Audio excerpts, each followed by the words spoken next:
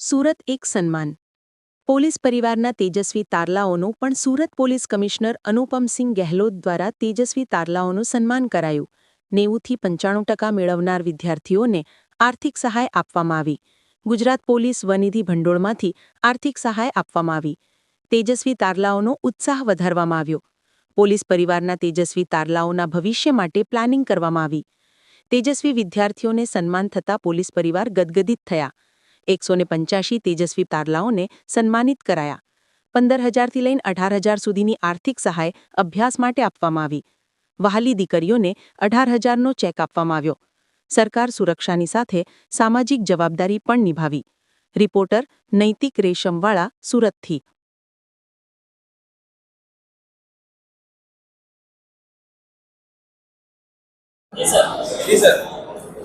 અમારા પોલીસ ડિપાર્ટમેન્ટમાં પોલીસના જવાનો અને અમારા મહિલા જવાનો સતત જો કામમાં વ્યસ્ત રહેતા હોય છે.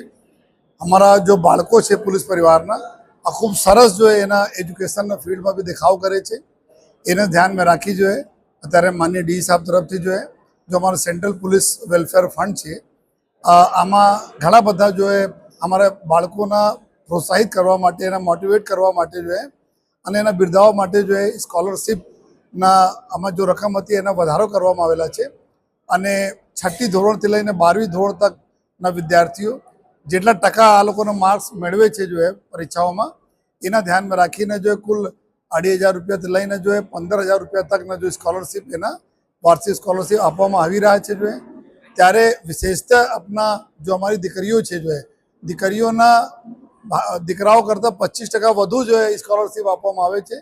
કેમ કે અમે લોકો આમાં સખત વિશ્વાસ કરીએ છીએ કે અમારા દીકરીના ખૂબ પઢાઓ અને દીકરી જો આવનાર આપણા પેઢીનું બી ભવિષ્ય છે એને ધ્યાનમાં રાખીને આજે સુરત શહેર પોલીસ તરફથી કુલ 170 અમારા જો પોલીસના જવાનો છે, મહિલા જવાનો છે એના કુલ 185 દીકરા દીકરીઓના આજે 10.5 લાખ રૂપિયાથી વધુ રકમના ટોટલ સ્કોલરશીપ આપવામાં આવી છે. અને આ બાળકોને જેટલા બી મળે છે એના પ્રોત્સાહન મળે છે એના જોઈને અમારા બીજા બી પોલીસ પરિવારના જો બાળકો છે એના બી પ્રોત્સાહન મળશે. અને હું સુરત શહેર પોલીસ પરિવારના વડા તરીકે અમારા પોલીસ પરિવારના અમારા દીકરા દીકરીઓ જેના સ્કોલરશીપ મળી છે એને ખૂબ ખૂબ અભિનંદન આપું છું. સાથોસાથ એવી આશા પણ રાખું છું, ઉમ્મીદ પણ કરું છું કે આવનાર સમય અમારા ખૂબ પઢી લીખીને અને આપણા જો પ્રજાજનોની સેવામાં જે રીતે એના મા બાપ કરે છે આ રીતે આ લોકો બી પ્રજાજનોની સેવામાં જોડાય એવી બધાને શુભેચ્છા પણ પાઠવું છું.